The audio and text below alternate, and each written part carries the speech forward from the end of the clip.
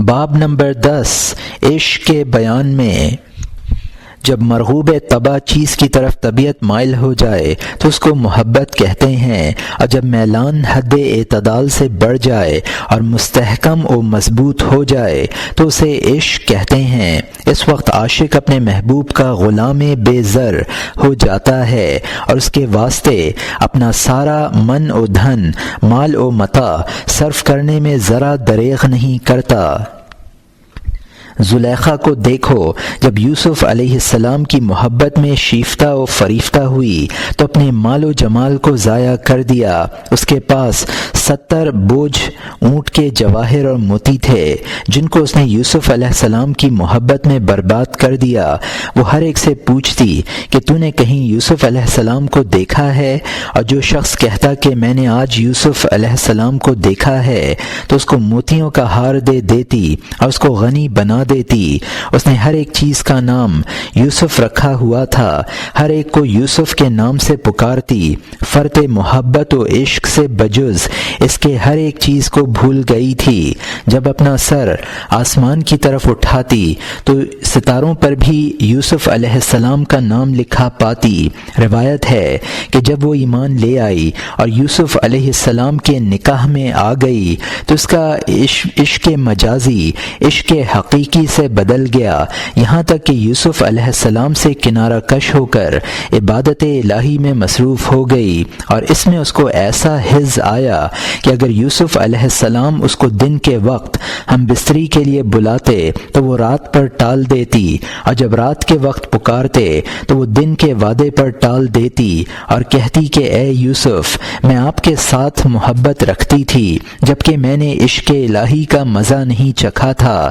جب سے میں نے اس کی شناخت کر لی ہے تب سے بجز محبت الہی اور میرے دل میں کوئی محبت نہیں ہے۔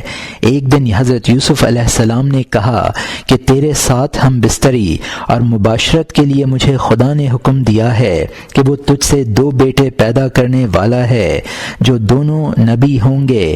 کہا کہ اگر خدا نے حکم دیا ہے اور ان کی پیدائش کا یہی وسیلہ بنایا ہے تو میں امر الہی کی اطاعت کرتی ہوں اور آپ کا حکم بجا لاتی ہوں۔ حکایت ہے کہ کسی نے مجنوں سے پوچھا کہ تیرا نام کیا ہے؟ کہا لیلا۔ پھر کسی نے کہا کہ لیلا تو مر گئی۔ کہا لیلا تو نہیں مری، لیلا تو میں ہوں، لیلا میرے دل میں ہے۔ ایک دن لیلا کے مکان کے پاس سے گزرا اور آسمان کی طرف دیکھا۔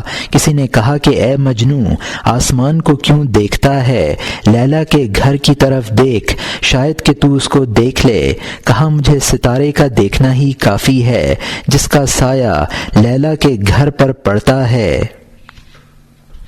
حکایت ہے کہ منصور حلاج 18 روز قید خانے میں رہے۔ شبلی رحمۃ اللہ علیہ آئے اور پوچھا، اے منصور، محبت کیا ہوتی ہے؟ جواب دیا کہ آج نہ پوچھ، اس کا جواب کل لینا۔ جب دوسرا روز ہوا اور اس کو قید خانے سے نکال کر مصلب یعنی سولی خانے میں لے گئے تو شبلی رحمۃ اللہ علیہ حاضر ہوئے اور پوچھا۔ فرمایا کہ عشق کا ابتدا جلن و سوزش ہے اور انتہا قتل ہے۔ نکتہ، جب منصور حلاج پر ان کل شیء ما خلا اللہ باطل، ہر ایک چیز بجز خدا کے باطل ہے کی حقیقت منکشف ہو گئی اور معلوم ہو گیا کہ حق صرف اللہ ہی ہے تو اپنے آپ کو بھول گیا، اپنی ذات کو باطل سمجھ کر دریا میں غرق ہوا کہ اسے ہر چیز حق ہی حق نظر آنے لگی، اور جب ان سے پوچھا جاتا کہ تو کون ہے تو اس استغراق کی حالت میں فرماتے انا الحق یعنی میں حق یعنی خدا ہوں۔ روایت ہے کہ محبت و عشق کی صداقت 3 باتوں سے معلوم ہوتی ہے۔ پہلی یہ کہ حبیب کے کلام کو غیروں کے کلام سے ترجیح دے، دوسرا یہ کہ حبیب کی مجالست کے سوا کسی غیر کی مجلس میں نہ بیٹھے، تیسرے یہ کہ حبیب کی رضامندی اور خوشنودی حاصل کرنے کی کوشش کرے نہ کہ کسی غیر کی۔ کتاب المنتہا میں اسی طرح لکھا ہے کسی نے کہا کہ عشق کی تعریف پردہ دری اور افشائے راز ہے، یعنی عاشق کا پردہ ظاہر ہو جاتا ہے اور اس کا راز ظاہر ہو جاتا ہے، اور وجد یعنی صوفیہ کی ایک حالت کا نام ہے، یہ ہے کہ روح معشوق کے ذکر سے ایسی لذت پائے کہ شوق کے غلبے کی برداشت نہ کر سکے اور سر مارنے لگے، یہاں تک کہ اگر اس حالت میں اس کا ایک عضو کاٹ دیا جائے تو اس کو محسوس بھی نہ ہو۔ حکایت ہے کہ ایک شخص دریائے فرات میں غسل کر رہا تھا، ایک شخص کو یہ آیت وَامْتَازُوا الْيَوْمَ أَيُّهَا الْمُجْرِمُونَ، اے گناہ گارو آج کے دن الگ ہو جاؤ، پڑھتے سنا، دریا میں ہاتھ پاؤں مارنے لگا اور وجد و رقص میں آ گیا، یہاں تک کہ غرق ہو گیا اور مر گیا۔ محمد بن عبداللہ بغدادی سے روایت ہے، اس نے کہا کہ میں نے بصرہ میں ایک نوجوان کو ایک بلند جگہ پر چڑھتے ہوئے دیکھا، وہ وہاں کھڑا ہو کر لوگوں کو کہہ رہا تھا کہ جو عاشق ہو کر مرے وہ اس طرح مرے جس طرح کہ میں مرتا ہوں، عشق میں بغیر موت کے مزہ نہیں ہے۔ پھر اپنے تئیں اوپر سے زمین پر گرا دیا اور مر گیا، اپنے تئیں اوپر سے زمین پر گرا دیا اور مر گیا۔ جنید بغدادی رحمۃ اللہ علیہ کا قول ہے کہ تصوف کے معنی ہیں اختیار و ارادہ کا ترک کر دینا۔ حکایت ہے کہ ذوالنون مصری رحمۃ اللہ علیہ مسجد حرام میں داخل ہوئے، دیکھا کہ ایک نوجوان ننگا بیمار آفت زدہ ایک ستون کے نیچے پڑا ہے اور حزین و غمگین دل سے وہ آہ و نالہ کر رہا ہے۔ ذوالنون کہتا ہے کہ میں اس کے قریب گیا اور السلام علیکم کہہ کر پوچھا کہ تو کون ہے؟ اس نے کہا کہ میں غریب عاشق ہوں۔ میں اس کی بات کو سمجھ گیا اور کہا کہ میں بھی تیرے ہی جیسا ہوں۔ پھر وہ رونے لگا اور اس کے رونے سے میں بھی رو پڑا۔ اس نے کہا کیا تو بھی روتا ہے؟ میں نے کہا کہ ہاں میں بھی تیرا شریک ہوں۔ پھر وہ زار و زار رویا اور بڑے زور سے چلایا اور نعرہ مارا اور اس کی روح اسی وقت پرواز کر گئی۔ میں نے اس پر اپنا کپڑا ڈال دیا اور کفن کے واسطے اس کے پاس سے بازار آیا۔ جب کفن خرید کر واپس آیا تو اس کی لاش کو نہ پایا۔ میں حیران ہو گیا۔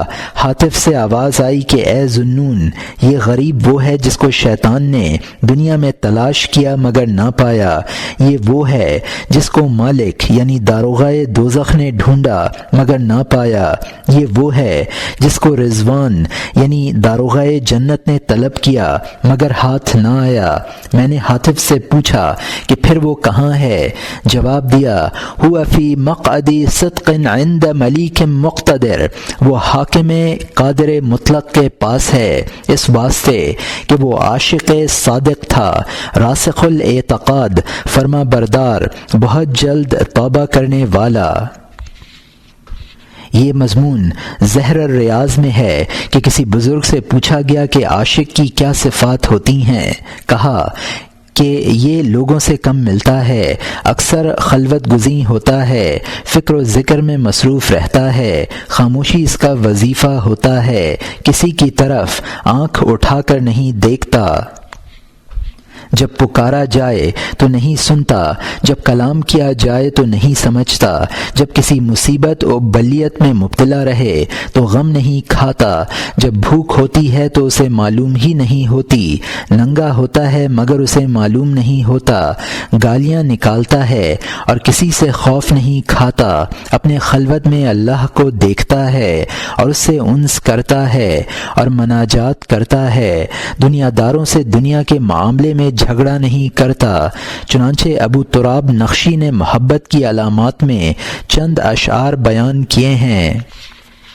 لا تخدعن فللحبيب دلائل ولديه من تحف الحبيب وسائل منها تنعمه بمر بلائي وسروره في كل ما هو فائل فالمنع منه عطية مقبولة والفقر إكرام وبر عاجل ومن الدلائل أن ترى في عظمه توء الحبيب وإن ألح العازل ومن الدلائل أن يرى متبسما والقلب فيه من الحبيب بلاجل ومن الدلائل أن يرى متفحما لكلام من يحزى لديه السائل ومن الدلائل أن يرى تقشفا متحفظا من كل ما هو قائل۔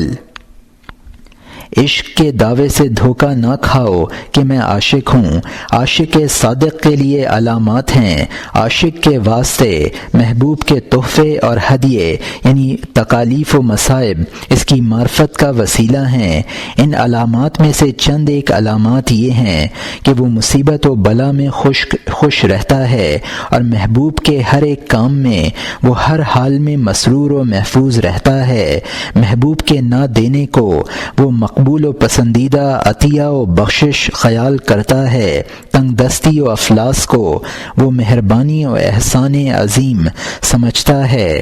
ملامت کرنے والا اور محبوب سے باز رکھنے والا خواہ کتنا ہی زور لگائے اور سر پھوڑے مگر وہ اپنے محبوب کی اطاعت سے منہ نہیں موڑتا۔ ظاہر میں وہ مسکراتا ہوا معلوم ہوتا ہے اور دل میں محبوب کی محبت کا دریا جوش زن ہوتا ہے۔ وہ صرف اس کی کلام کو سمجھتا ہے جس کے آگے سائل سوال کرتے ہیں خدا کی، یعنی وہ کلام الہی کے بغیر کسی کلام کو سوچتا ہی نہیں۔ وہ ہر ایک کہنے والے انسان سے خشک و روکھا معلوم ہوتا ہے، یعنی چونکہ اس کے دل میں محبت الہی کے بغیر کسی کی محبت جاگزیں نہیں ہوتی، اس واسطے وہ روکھا معلوم ہوتا ہے۔ حکایت ہے کہ حضرت عیسیٰ علیہ السلام ایک نوجوان کے پاس سے گزرے جو باغ کو پانی دے رہا تھا۔ نوجوان نے عیسیٰ علیہ السلام سے کہا کہ خدا سے میرے واسطے سوال کریں کہ اللہ اپنی محبت کا ایک ذرہ مجھے عنایت کرے۔ عیسیٰ علیہ السلام نے کہا کہ تو ایک ذرہ برداشت نہیں کر سکے گا، کہا نصف ذرہ۔ عیسیٰ علیہ السلام نے دعا کی کہ یا الہی اسے اپنی محبت کا نصف ذرہ عطا کر دے، پھر چلے گئے۔ مدت گزرنے کے بعد پھر اس نوجوان کے مکان سے گزرنے کا اتفاق ہوا۔ اس کا حال دریافت کیا، کہا گیا کہ وہ تو مجنون ہو کر پہاڑوں میں نکل گیا ہے۔ پہاڑوں میں جا کر کیا دیکھتے ہیں کہ وہ ایک پتھر پر بیٹھا ہوا ہے اور آنکھیں آسمان کی طرف اٹھائی ہوئی ہیں۔ عیسیٰ علیہ السلام نے السلام علیکہ کہا، اس نے جواب نہ دیا۔ پھر عیسیٰ علیہ السلام نے کہا کہ میں عیسیٰ ہوں، تو مجھے شناخت نہیں کرتا۔ اللہ تعالیٰ نے عیسیٰ علیہ السلام کو کہلا بھیجا کہ جس کے دل میں میری محبت کا نصف ذرہ ہو وہ آدمیوں کی کلام کیوں کر سنے۔ قسم ہے مجھے اپنی عزت و جلالت کی کہ اگر تو اس کو آرا سے کاٹ ڈالے تو اس کو معلوم بھی نہ ہوگا۔ جس نے 3 چیزوں کا دعویٰ کیا اور 3 باتوں سے پاک نہ ہوا تو وہ فریب خوردہ اور جھوٹا ہے۔ پہلا، جو اللہ کے ذکر کی لذت کا دعویٰ کرے حالانکہ دنیا سے محبت رکھے۔ دوسرا، جو دعویٰ کرے کہ وہ اخلاص و محبت سے اعمال بجا لاتا ہے حالانکہ چاہتا ہے کہ لوگ اس کی تعظیم و تکریم کریں۔ تیسرا، جو خدا کی محبت کا دعویٰ کرے حالانکہ خواہشات نفسانیہ کو ترک نہیں کیا۔ رسول اللہ صلی اللہ علیہ وسلم نے فرمایا ہے کہ میری امت پر ایک زمانہ آئے گا جس میں وہ 5 چیزوں کو پسند کریں گے۔ پہلا، دنیا سے محبت کریں گے اور آخرت کو بھول جائیں گے۔ دوسرا، مال پر مائل ہوں گے اور حساب و کتاب کو بھول جائیں گے۔ تیسرا، خلقت سے محبت کریں گے اور خالق کو بھول جائیں گے۔ چوتھا، گناہوں کی طرف راغب ہوں گے اور توبہ بھول جائیں گے۔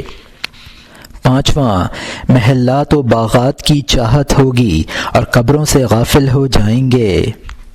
منصور بن عمار ایک جوان کو واعظ کر رہے تھے کہ اے جوان، تجھ کو تیری جوانی غافل نہ کرے اور تجھے دھوکے میں نہ ڈالے اور توبہ سے باز نہ رکھے۔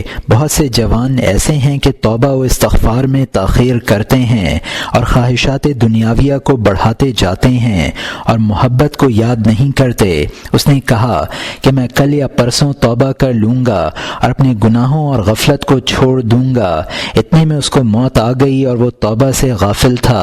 بس قبر کے پیٹ میں داخل ہو گیا اور اس کو نہ اس کے مال و متاع، نہ نوکر و چاکر، نہ ماں و باپ، نہ بال و بچے، کسی نے نہ فائدہ دیا، جیسا کہ اللہ تعالی نے فرمایا ہے لا ينفع مال ولا بنون الا من اتى الله بقلب سلیم، مال اور بیٹے کچھ مفید نہیں ہیں، صرف قلب سلیم یعنی پاک دل، گناہوں سے بچا ہوا کے ساتھ خدا کے سامنے حاضر ہونا فائدہ دے گا۔ یا الہی ہمیں موت سے پہلے توبہ نصیب کیجیے گا۔ مومن کی تعریف یہ ہے کہ ہر روز ہر ساعت توبہ کرتا رہے اور اپنے اعمال سیئہ پر نادم رہے اور دنیا میں قوت لا یموت پر صبر کرے اور دنیا جمع کرنے میں ہمتاً سرگرم نہ ہو جائے بلکہ آخرت کے کاموں میں ہمتاً مصروف رہے اور اخلاص نیت سے اللہ تعالی کی عبادت کرے اور ریا نہ کرے۔ حکایت: ایک بخیل منافق نے اپنی بیوی سے کہا کہ اگر تو صدقہ و خیرات دے گی تو تجھے طلاق ہوگی۔ ایک روز کوئی سوالی اس کے دروازے پر آیا اور کہا اے مکان والے کچھ خدا کے واسطے دو۔ اس کی عورت نے اسے 3 روٹیاں دے دیں۔ اتفاقاً راستے میں اسے منافق پیش آیا اور پوچھا یہ روٹیاں کہاں سے لایا ہے؟ فقیر نے کہا فلانے گھر سے، اور وہ اسی کا گھر تھا۔ گھر جا کر بیوی سے کہا کیا میں نے تجھے قسم نہ دی ہوئی تھی کہ کسی کو کچھ نہ دیا کرو؟ اس نے کہا کہ میں نے خدا کے واسطے دیا ہے۔ منافق نے کہا چل میں تجھے خدا کے واسطے آگ میں ڈالوں۔ عورت اٹھ کھڑی ہوئی اور اپنے کپڑے اٹھا لیے۔ منافق نے کہا کہ کپڑے رکھ دے۔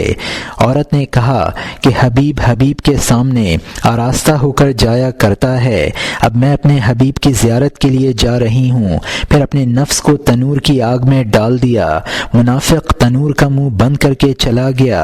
3 دن کے بعد جب تنور کا منہ کھولا تو اس کو صحیح و سلامت پایا۔ منافق اس حال سے متعجب ہوا۔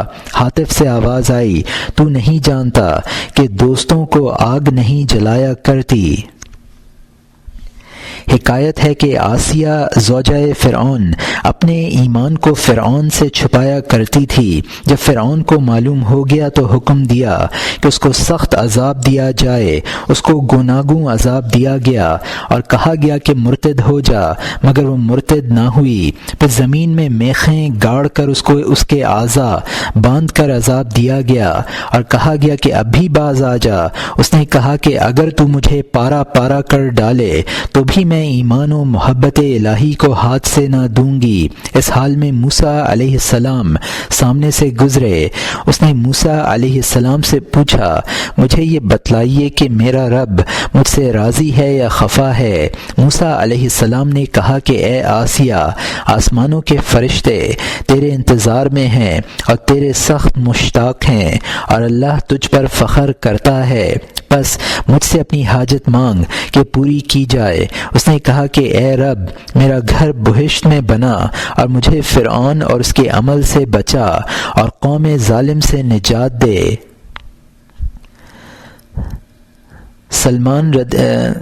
سلیمان رضی اللہ عنہ نے کہا ہے کہ فرعون کی عورت دھوپ سے عذاب دی جاتی اور فرشتے اس کو اپنے بازوؤں سے سایہ کیا کرتے تھے اور وہ اپنا گھر جنت میں دیکھتی تھی۔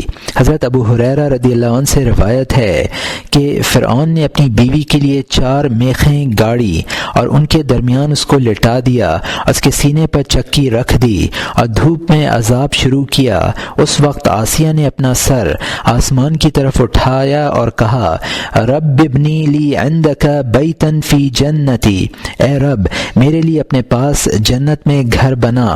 پس اللہ نے اس کو کامل نجات دی اور جنت کی طرف اٹھا لیا اور وہ اس میں کھاتی پیتی تھیں۔ اس سے یہ نتیجہ نکلتا ہے کہ مصیبت کے وقت خدا سے پناہ لینی اور اس کی طرف التجا کرنی اور خلاصی اور رہائی کا سوال کرنا صالحین اور زاہدین کا طریقہ ہے۔